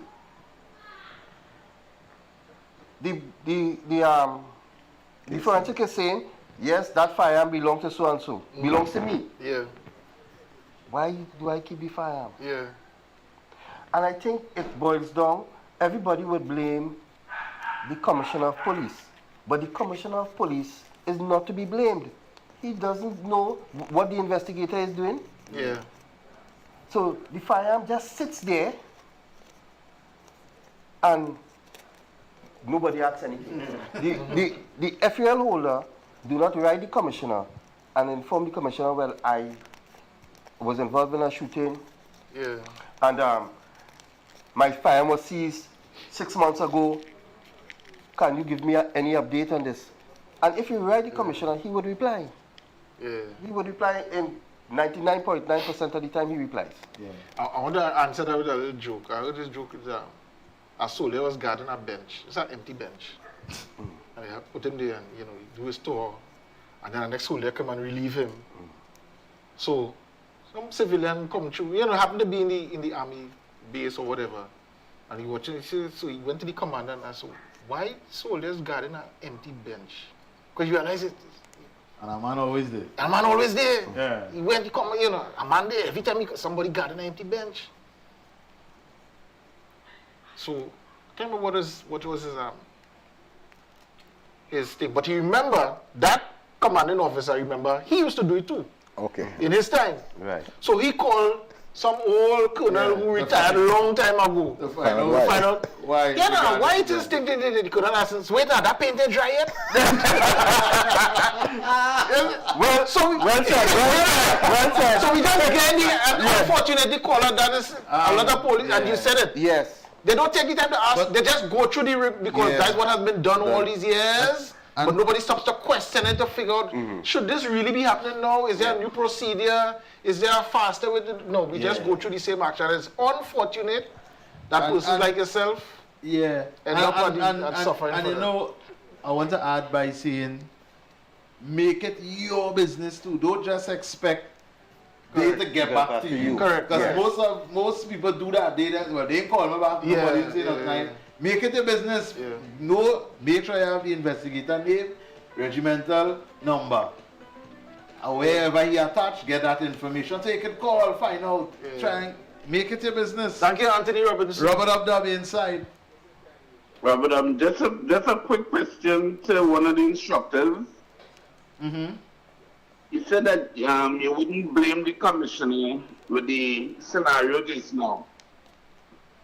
You would have to blame the person who's doing the investigation. Yeah.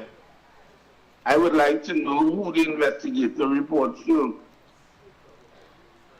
The ultimate blame lies, or the responsibility lies, on the commissioner's thing, because the investigator, yes, the investigator is actually doing it, but he will have somebody here to report to, and then depending on the gravity of the investigation, it would be one whereby the commissioner of police would be asked the question.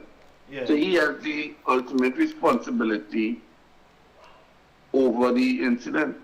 I want to answer, but you go answer. All right, Clinton. All right. Now, the commissioner of police would have someone under his command dealing with those particular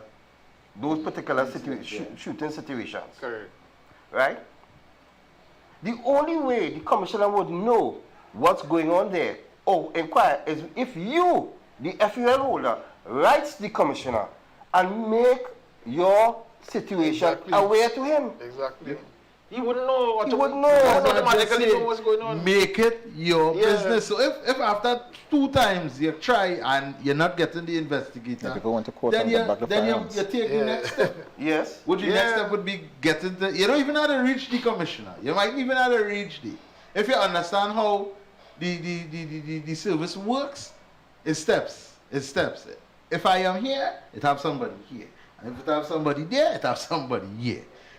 And you go up because, all right, most of the times it may be a constable. Go to the corporal, they ain't get through the corporal, talk to the sergeant. If you find it too much, then as Andrew say, right, I'm going to tell you something, an email, a letter, anything like that. That is your evidence. That is your evidence. That is what you have to show, look, this is what I did, this is the steps I took. And you know something, a lot of us in Trinidad and Tobago don't utilize the Ombudsman office. Yeah. The Ombudsman office is a very, very important tool. Important and strong office. Use it. Yeah. What them for again? I just pay this.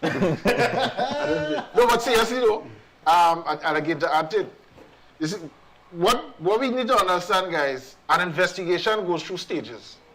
Yeah. And there's no set time frame how long a particular stage should last. No. The commissioner or the commanding officer under him may put some stipulations and say, you know, every month, give me an update on what's up, or every 2 weeks or whatever. But I still have period of time. The thing about it is, with all the different investigations happening, how will the commissioner know what is happening with every single one?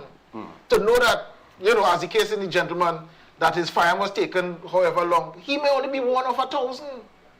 The commissioner wouldn't know all of that. So, and to come back to what Alistair was saying, he needs to now bring that to the attention of the commissioner or whoever is designated by them, and then they could follow, because they would not know. Yeah. Because as Andrew said, an investigation is going on, and there's no telling. The investigation started, let's say, last month. We don't know what exactly came up as a result of that investigation to say that by this time, you know, they should have given back the firearm, or they should have do this, or they should. We don't know. So, but I hear you. And the thing is, as I said, if you feel that by now certain steps should have been taken, and it look like this dragging on, whatever, it is your responsibility now to go to the relevant authority, the commissioner, the head of the division, as the case may be, and bring up the matter.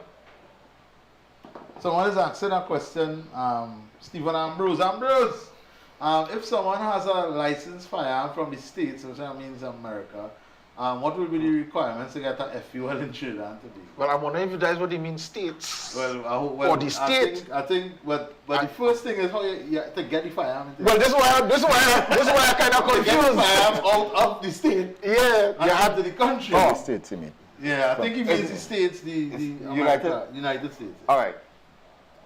What he needs to do first is apply for an FUL here. First thing. Yeah. Once you apply for the FUL and the FUL is approved, then you can ship. Then you have to apply for import permit. Right. To import a firearm. Fire. But it doesn't stop there. You have to get an FFL from the US to export that firearm out of the US. What is that? Here. FFL, what is that? Federal Firearm License. Yeah, that's the US thing. No. Right. Yeah, that is the procedure. It's US. And I know Trinidad. Yeah. Come on here, you feel I'm picking up in the airport. Now you come in no barrel. And next thing you can't find the address. They come in like that. That's a different scene. That's a different. So when we started, just going to ask my question I'd asked you the last time. We're ready for the question. But I think you can remember that. Sport. Yeah. I want something. All right. So I want to get into sporting or competitive shooting. Yeah. Right? I want to get into competitive shooting. Hey, bring my trophy there, It's the same. Is who I can go to, a concealed carry instructor or a sporting coach? Wait, before you go there, I like this question. Yeah, I don't read it yet. Can a FUL holder assist a police officer in a firefight? Would it be what? Lawful. Would be lawful on the FUL holder side with regards to the law? That's a good question. Very good question, Mr. Brown. Mr. Brown, Kirk Brown. I think again it comes back to the act we were speaking about. Yeah. Right? Because it says in defense of yourself, third party persons, and property. Yeah. Once you so believe. Now, if you're seeing 5, 6 police shooting behind people, they don't mean you're around outside and start to shoot behind them. Yeah. So they don't you got them. Don't see the outside, they have firearm inside and they run outside, but don't go. Boom. Only the Lord know like that. And I'm glad for this question, because it comes back to what we were saying. Get the act. Learn the act, know the act inside out as to what you could and what you can't do as the holder of a firearm. It's like drivers and the MVRT Act. Yeah. You're driving a vehicle on the road. You don't know what's the laws on the road. You need to know. Right? Yeah. Get the act. Don't run outside to help the police. That question will be based on circumstances. Exactly. I'll come to that. Because, can I preempt you here? No, you go ahead. Because in another act, civilians have the authority to assist the police in even carrying out arrest. Yeah. Right. You understand? So, but again, circumstances. Yeah.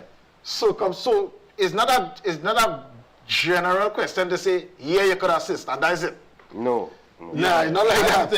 Yes, you can. It's just to run outside. Yeah, exactly. And because look at the next way. Look at the next way. Police inside there. Civilian out here shooting at the police. And I come in and I have a fire. What are you supposed to shoot him? Because he shooting at the police? Yeah. You understand? And defending the police are shooting? Yeah. No. So circumstances. You might give up. You might give up because no, you have to be aware of the situation. Apart from that too, here the next thing, right? Are we taught communication in our competencies?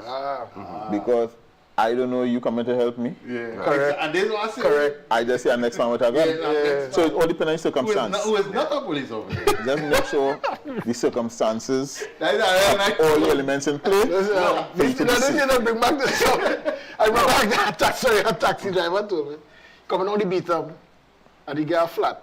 So he come out, and he go on, I think it was his front wheel, so he go and loosen the front wheel. Next thing you see a man come with a spanner and taking out the back wheel. He said, "Brad, Micah." He come there. Yeah? You know what? He come there. You know what he want to do? Let me take one here. Rubber up that be inside.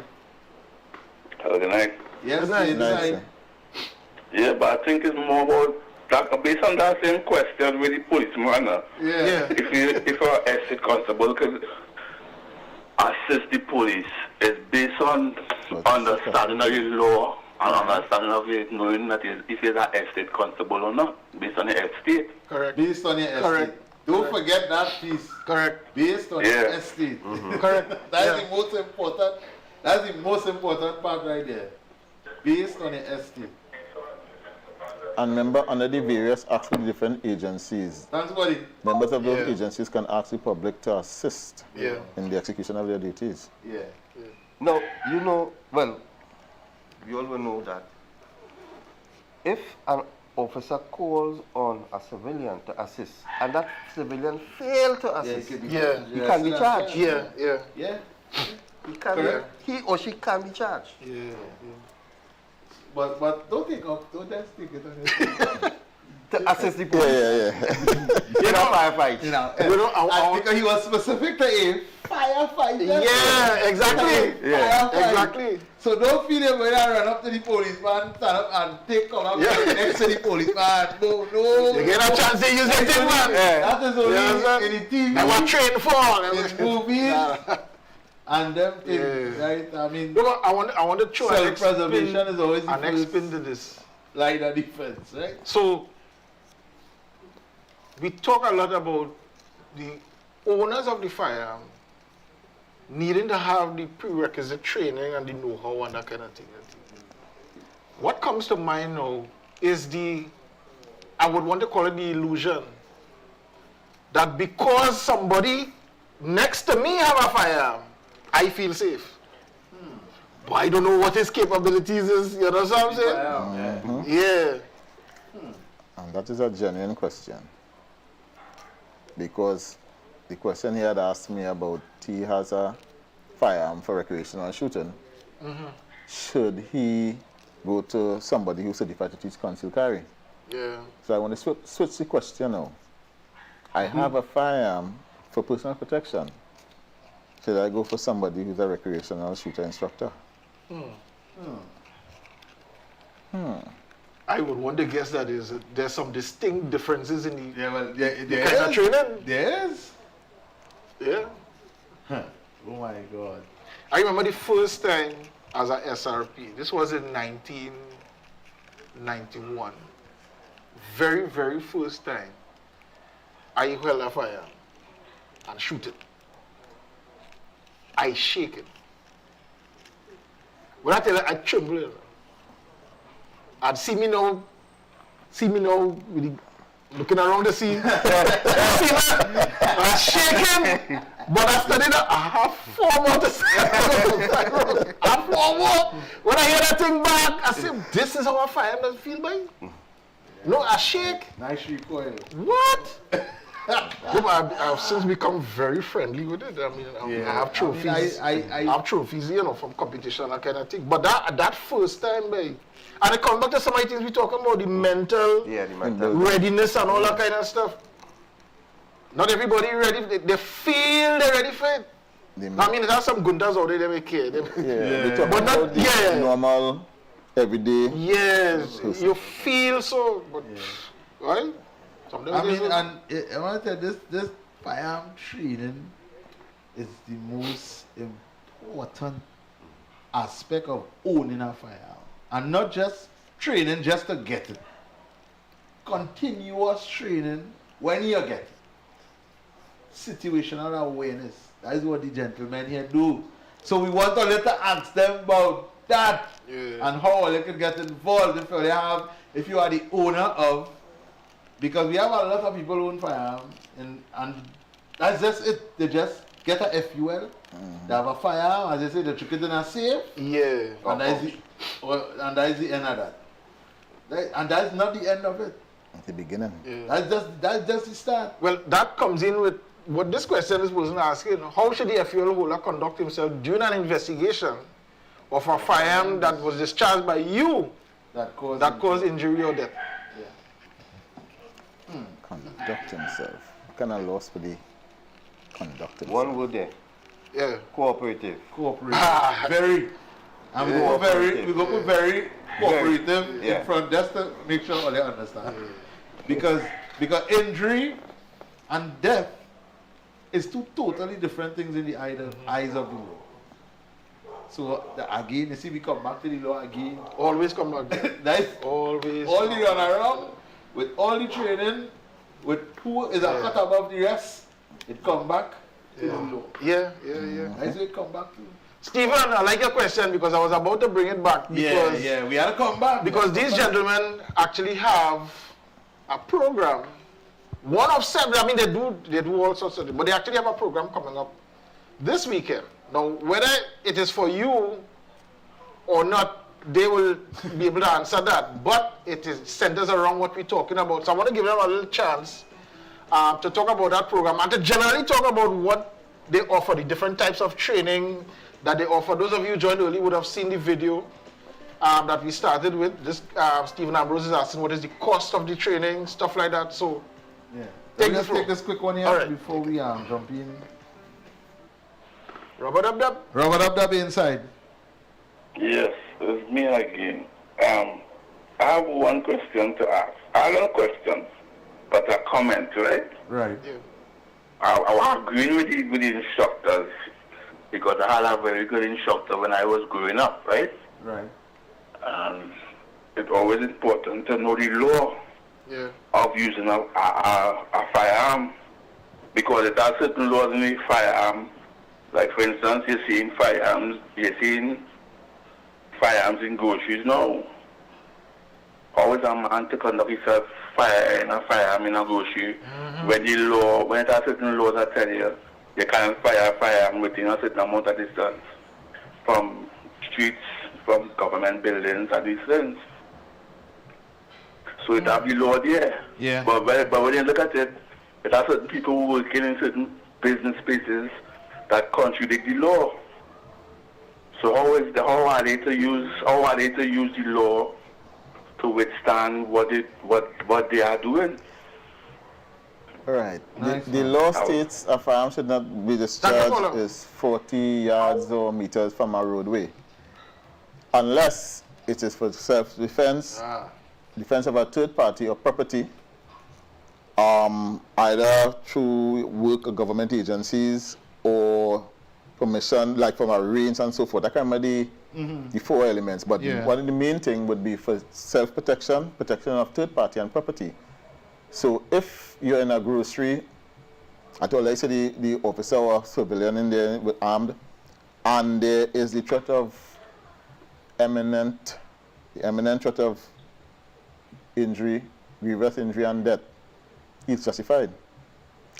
Your house may not be 40 meters or yards from the roadway, and if somebody attacks you to cause a grievous bodily harm and death, the law provides for that. Now, only as night you want to bust your shots. That's different thing. So the law has the provision for it. Yeah. And if you look in the fire market, it's there. Yeah. I saw Mr. Brown ask a question. Yeah, he was asking about the instructors. Can a FUL holder become a training instructor and how long it would take? Right. And the cost? Average. We have an instructor program. It's a 10-day program. 10 days at 8 hours a day, full 8 hours. It incorporates instructor training, basic training, instructor training, and range safety officer. As an instructor, you need to know how to teach. You need to know different teaching styles. And this is what we teach. Because Mr. Brian here is very slow. And I might be a little more articulate. So the instructor now has to tweak his program to accommodate Mr. So it has to be between here. Yeah. But it doesn't stop there. After the program, you are mentored by a senior instructor who will then mentor you for a year and assist you and help you to build. So a person who goes and do a 5-day program and come back here and be a certificate for you, it doesn't work like that. It doesn't. Assessment too. Assessment is important. And then every 6 months, for the first, you are being assessed for the first year. Nice. After that, once a year, you would be assessed. The assessment is to help you to build as an instructor. Yeah. And as an instructor, it's a lifestyle. It's not something that you do now and next 2 weeks you do something and next year you do something new. It's a lifestyle. You always have to keep training. You have to constantly develop practice. My wife has told me, what you and Brian will be talking about so? Mine listening too. Yeah. She has asked, what you and Brian has been talking about so?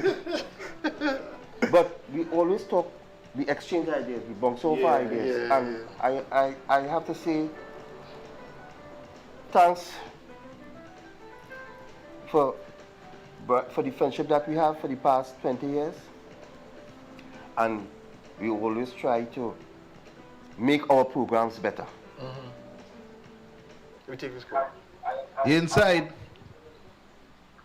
Hello, good night. Me again, Special Forces. Yes, Yes, sir. I see my partner in Blacksea. You have to learn the act. Read the act. If a bandit come into my house, are they going to read the act before I challenge them? If you read the act before, you'll know what to do before the incident. So the thing is, you do, when you're going for your license, there are several steps you have to take. A written exam and a practical. So when you hit the road and something happens, you know what to do before. Same thing, that is training. Before you get the firearm, you must know what it entails owning and operating the firearm for the use it have. So when the incident happens, you're not going to stop and think, you react because you've already built into it. You're already built into it. So that's why we say really act, not when the act happening, read it before. Because if you don't understand the use of force and you do something, you can't go and read it after. The act already committed. So when we say really act, we mean preparing yourself, building yourself. That is your training. Not only the physical training, that is a mental training, a legal training to help you win your encounter. No, but I hope you don't sleep in the dark. The funny thing, I mean, that applies to so many things. You buy a TV, what you do? You read the manual to know how to operate the TV. You don't wait. You don't wait until you see a short circuit or to know one read the manual to find out why does it. No, you read to find out. I mean, you can apply that to so many different things in life. That's the reason. That comes back to mentality, you know. Yeah. Because if sorry to say, if the caller understood the use of force policy, he don't ever call this program and answer a question. If I walk in your yard, now you may not have invited me. Does that give you the right to shoot me in your yard? No. Exactly. So you just come to pick up the ball. Right? You just play football in the road. But even if a bandit comes in your house, right, in the night. Yeah. Now I say, I hope you have light in the house because he look like his. While we shoot first and after we go deal with that after, but after can end up with the place which way direction down so over the road there. Hey, look, a nice question here. What is the age for fuel ownership? What about young shooters for Olympic training? Right. Hello, good night. Yeah, inside, go ahead. But actually, that real mentality, but anyway, we just think, right? Because if you think about it, before cars, when they make a car, they make seat belts. Right? That was the manual. The manual to operate a car, you must put on a seat belt, but you have to make it law in Trinidad, and then people still don't want to wear seat. Yeah. So that's just how Trinidadians is. It's a reality. Right. Thanks, buddy. Gentlemen, we have a few minutes, 2 minutes. So they could give us, what about this program that you all have coming up weekend? Is it open to the public? Is it for a select group of persons? Talk about it. It's a selected group of persons. Persons who want to be certified as instructors. Law enforcement. Okay. Law enforcement. It's a law enforcement program. So it's not for civilian per se. Okay. It's a 10-day program, which after the program, you are certified as a law enforcement instructor. Law enforcement instructor. Oh, but you wanted to breathe out. Good. Law enforcement instructor and the civilian instructor is two separate entities. I will imagine. Right. So, let us take the situation. You are a civilian and a law enforcement officer comes to you for training. What training can you offer that law enforcement officer? As a civilian. Yeah. So from the get-go, you would think that the law enforcement officer would be the one training the civilian. So that means your certification has to be law enforcement above law enforcement certification. And it has no certification above law enforcement. So it comes back to the purpose. Yeah. It comes back to the purpose. Yeah. So when we talk training, we talk training for a specific purpose. Before we go, I want to throw out something to John. John Public. The Gael family. Gael family. How much persons viewing this program now would do a tactical program? Call in, let us know. Come in and do a tactical. Level 1. Level 1. There they go. Level 1. There they go. So here's what. So keep that question in mind. You're coming back for that next year. You get a whole week to think about it because you're coming back to continue this conversation next week, right? So what's the question? Ask it again. How many of you all on the Gael family will do a tactical program for your personal protection, firearm. Nice. So you have some homework. You have something to think about. You have a whole week. Right. And please, I'm going to reiterate. I said I would. All right. Well, you know, we want to know why you say that, but we will get to that next week. Yeah. Next week. Alad. Yeah. Yeah, guys, I mean, you have to take something like a firearm and owning a firearm very seriously. So we're not just saying learn the act, learn the act, learn the act, just because we're feeling to tell you learn the act. We need you to understand what you're getting yourself into. Yeah. Because we could train for years and years and years, and then we discharge the firearm and we take a life. That, my friends, is a totally different ball game. Because in your mind, you could be 100% sure you're right. And you reach in a court of law. And you know what happened? You end up where you don't want to end up. So take it serious. Take it serious. Take it serious. Don't just feel as I have a firearm, I see a bandit bow. That is not how this works. That is not how this works. Come on.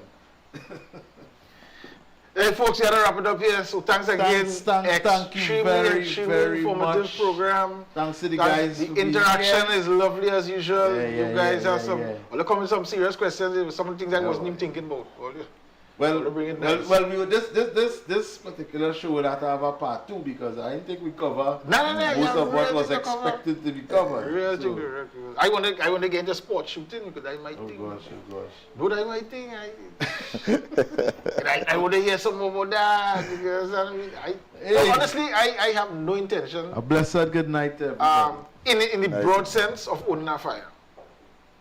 I wouldn't say I won't do it. I'm saying right now, the way people running down and they want fire, Not me. If the opportunity comes, I could get my fuel, ting. No problem, I'll take it. But it's not like a priority on my list. You know, so that's me. I'm not saying your scenario might be different. I'm saying me. You understand? But an opportunity to go in a competition? Yeah. Oh God! When like you're trying to sell something. I keep repeating. You're trying to sell something. No, just saying that. I have to say that. Anyway, we run out of time. So we come up with people in other programs. It's not just rubber. Right? Right? Bradley, thank you. You're welcome. Anastasia. Everybody who would have locked on, Chad. Hey, mommy! Mary Jane! Double joke, Inside girl. Nice one. Niceness.